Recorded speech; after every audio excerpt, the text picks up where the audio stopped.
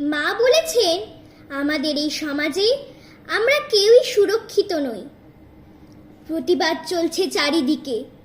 আমি তো ছোট, তাই সেরকম ভাবে আমি প্রতিবাদ করতে পারি না, কিন্তু আমার প্রতিবাদ কবিতার মাধ্যমে।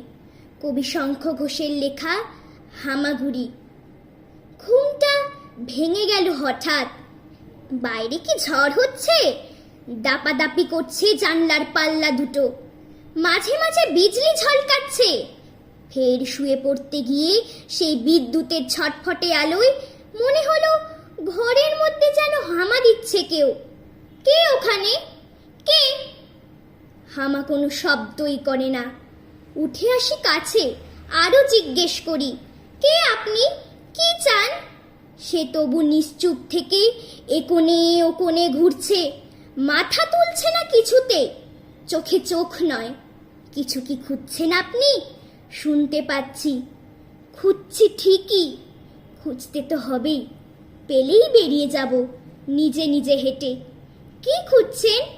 মিহিস্বরে বললেন তিনি, মেরুদণ্ডখানা। সেই মুহূর্তে বিদ্যুৎ ঝলকালো ফের।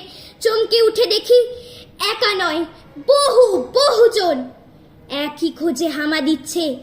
এ কোণে ও কোণে ঘর জুড়ে, এ কোণে ও কোণে ঘর জুড়ে। নমস্কার।